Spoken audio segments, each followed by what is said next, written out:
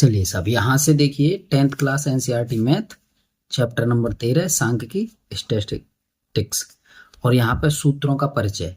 पूरे चैप्टर के अंतर्गत 13 चैप्टर में स्टैटिक्स में जितने भी फॉर्मूले हैं उन सब का बेसिक आज हम आपको करवाएंगे।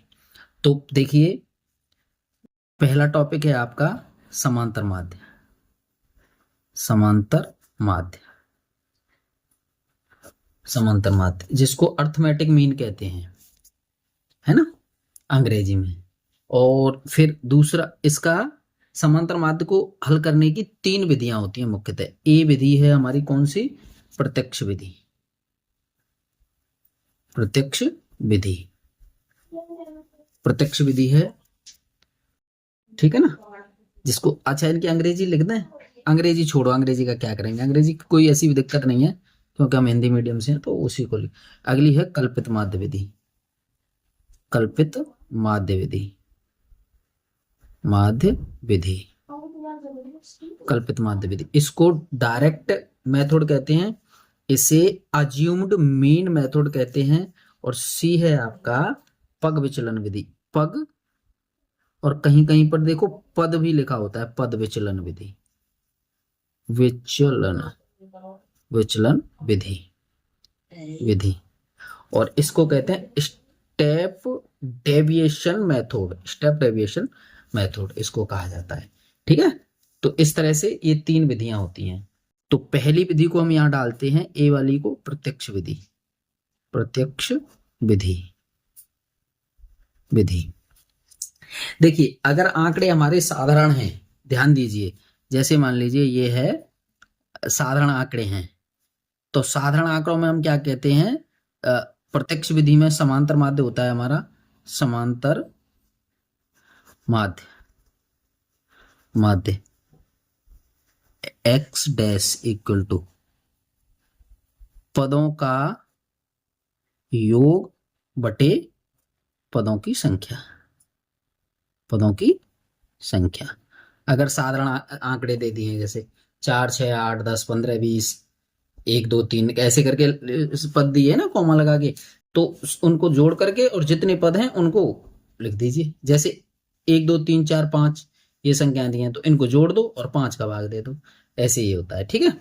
और इसमें दूसरा स्टेप इसका होता है, दूसरा समांतर माध्य कब? जब आंकड़े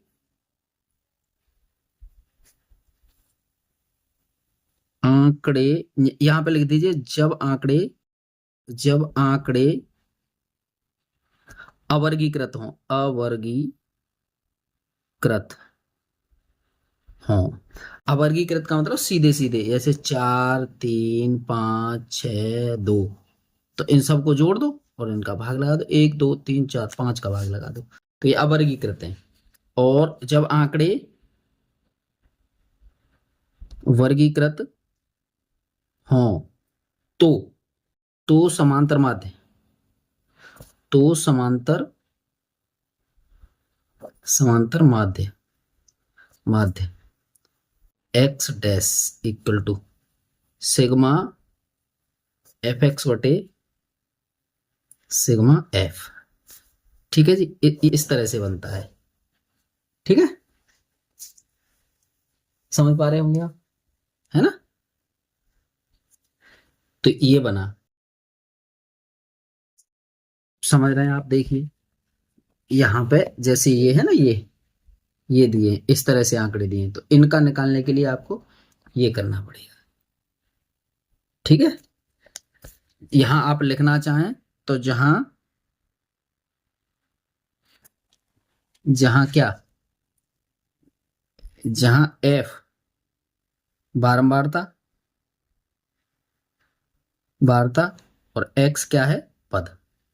ये पूरे चैप्टर में f और x ऐसे ही होंगे, तो f को हम बारंबारता कहेंगे, फ्रीक्वेंसी, और ये होगा पद x, ठीक है।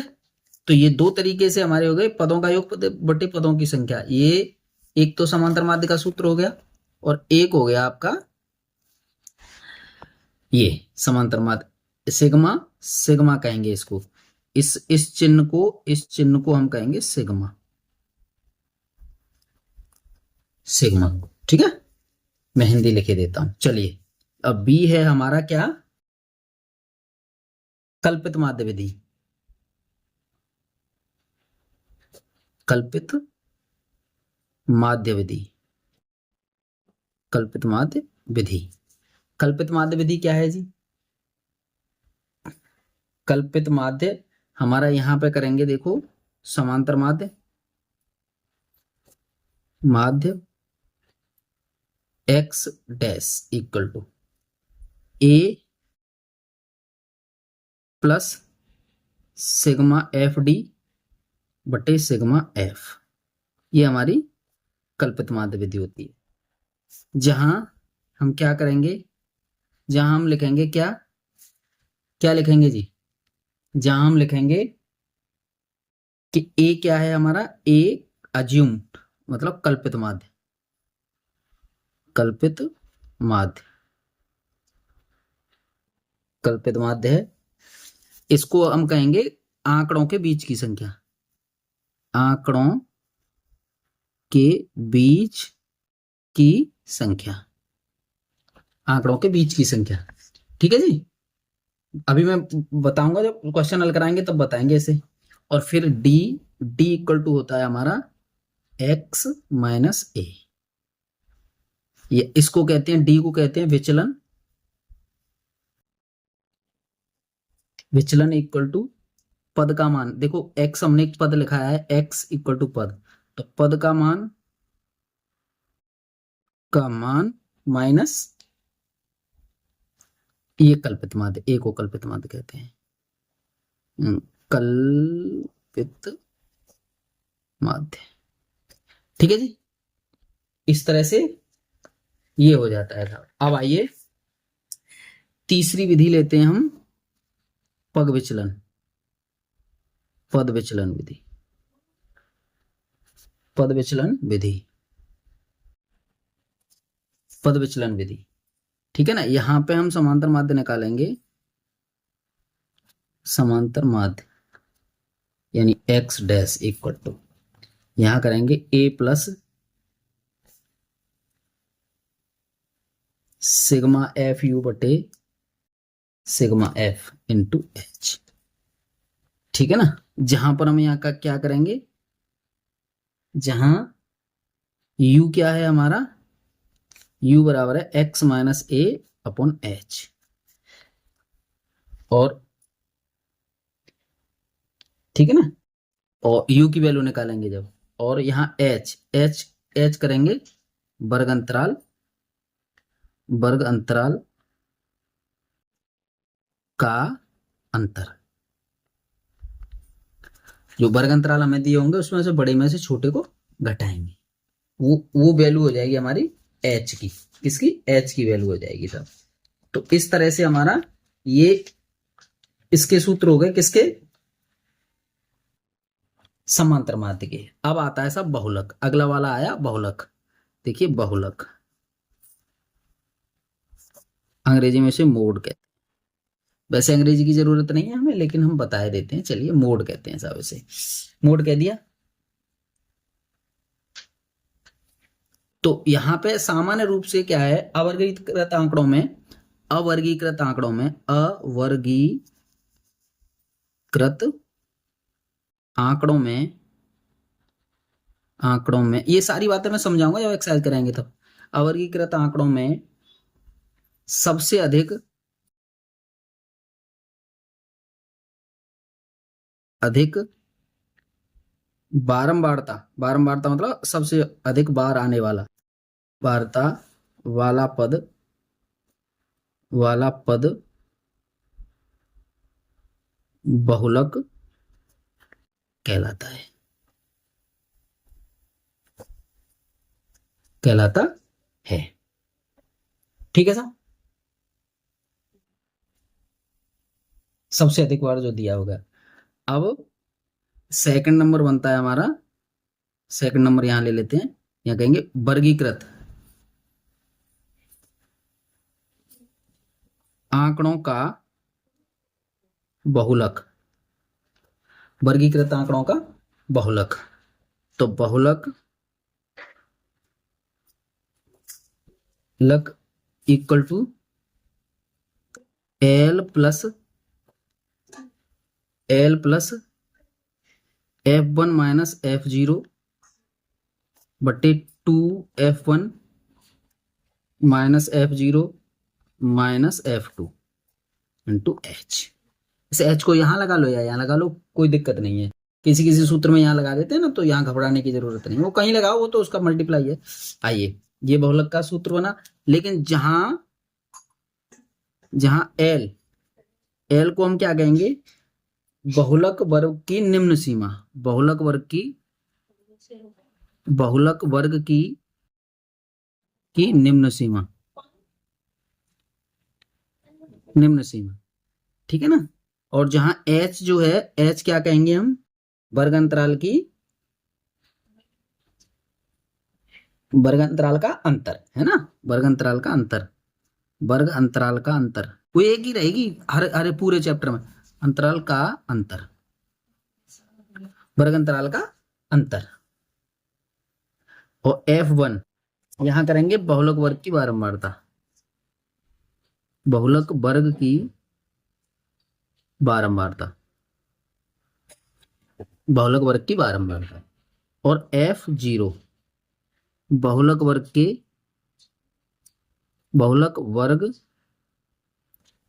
के ठीक पहले की बारंबारता, पहले की बारंबारता, ठीक पहले की बारंबारता, ठीक है। और F2 यहां लिखेंगे बहुलक वर्ग के ठीक बाद की बारंबारता। अब जब सूत्र वो समझाएंगे ना हम क्वेश्चन, तब और डिटेल में बताएंगे इनको, ये सारी बातें उसमें आएंगी, तो तभी हो जाए। इस तरह से ये बहुलक का हो गया हमारा। अगला वाला है आपका, अगला वाला है देखिए, माध्यक या माध्यिका या मेडियन, मेडियन, आइए MEDIAN, ठीक है जी। ये तीनों नाम है एक ही चीज के, ठीक है। तो अवर्गीकृत आंकड़ों की माध्यिका,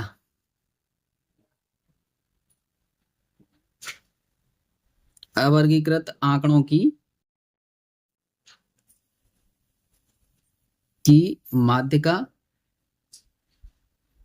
या माध्यक, दोनों एक ही शब्द हैं साहब, कभी कभी बच्चे यहाँ कंफ्यूज हो जाते हैं। तो इसमें फर्स्ट स्टेप तो हमारा ये बनेगा, फर्स्ट स्टेप क्या बना, जब आंकड़े, जब पदों की संख्या, पदों की संख्या, संख्या यानी n क्या हो, विषम हो, विषम हो, तो हम क्या करेंगे, माध्यक इक्वल टू, माध्यक इक्वल टू n+1/2 वां पद, ठीक है जी। दूसरा है, जब आंकड़े,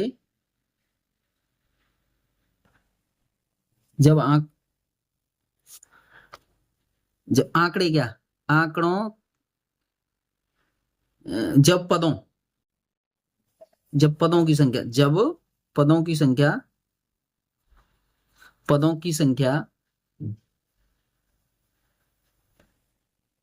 संख्या यानी n सम हो तो माध्यक, माध्यक या माध्यिका एक ही बात है साहब, n/2 वां पद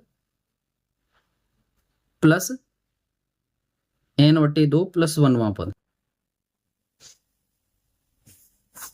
बट्टे 2, ठीक है जी।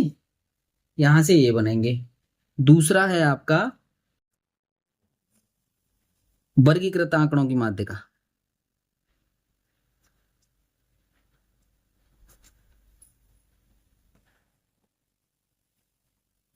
वर्गीकृत आंकड़ों की माध्यिका, की माध्यिका, तो यहां लिखेंगे माध्यिका या माध्यक, ये चीज ध्यान रखना, माध्यक equal to L plus n/2 minus C F बट्टे एफ इंटू एच, जहां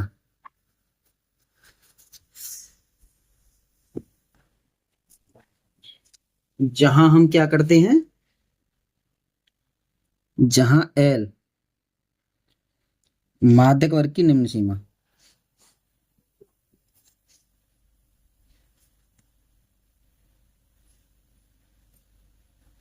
माध्यक वर्ग की निम्न सीमा, और एन क्या है, प्रेक्षकों की संख्या, प्रेक्षणों की संख्या। बताऊंगा ये सारी चीजें क्या होती है, जब एक्सरसाइज पे जाएंगे तब बताएंगे ये सब, ठीक है ना। प्रेक्षणों की संख्या एन, और यहां सी एफ होती है संचयी बारंबारता, ये बारंबारता ऐसे ही बनती है, जब क्वेश्चन आ जाएंगे तो इसका बेसिक समझ लीजिए आप, कैसे सूत्र बना, कहां से कैसे है, ये सब चीज समझ लो आप। एफ इक्वल टू यहां पे बनेगा माध्यक वर्ग की बारंबारता, उसमें F1 F2 F0 की जरूरत पड़ती थी, और जहां H क्या है, वर्ग की माप, यानी कि बड़े वर्गांतराल में से छोटा वर्गांतराल घटाना है, ये होता है सब वर्ग की माप। और देखिए एक छोटा सा टॉपिक और है, इसमें से ऑब्जेक्टिव टाइप क्वेश्चन पूछ लिए जाते हैं, इसको समझना बहुत ही जरूरी है जी। आइए, इसमें है माध्य, माध्यक और बहुलक में संबंध। पेन बदल लेता हूं, माध्य, माध्यक, माध्यक और बहुलक में संबंध, बहुलक में संबंध। चलिए साहब, इसमें हम क्या करेंगे, पहला टॉपिक हमारा बने, देखो एक ही सूत्र याद कर लीजिए वैसे तो, लेकिन कभी कभी घुमा घुमा कर दे देते हैं, तो मैंने तुम्हें सब तरीके का करा दिया है। बहुलक इक्वल टू 3 गुणा माध्यक, माइनस 2 गुणा माध्य, यानी बहुलक ज्ञात करने में माध्यक का 3 गुना और माध्य का 2 गुना को घटा दो उसमें से, तो हमें बहुलक ज्ञात हो जाएगा। ठीक है साहब, आइए अब हम देखते हैं दूसरा होता है हमारा, यहीं से अगर मैं माध्य निकालूंगा, तो 3 माध्यक माइनस बहुलक, और इसके साथ जो गुणा हो रहा था इसका भर लग जाएगा भाग। ठीक है जी। तीसरा क्वेश्चन कहता है हमारा, तीसरा कह रहा है जी माध्यक इक्वल टू होता है हमारा बहुलक प्लस 2 गुणा माध्य बट्टे 3। इस तरह से इसके सभी सूत्र हो गए, जितनी भी चीजें हमारी आगे आएंगी वो सारी चीजें मैं धीरे धीरे आपको एक्सरसाइज से बताऊंगा। धन्यवाद।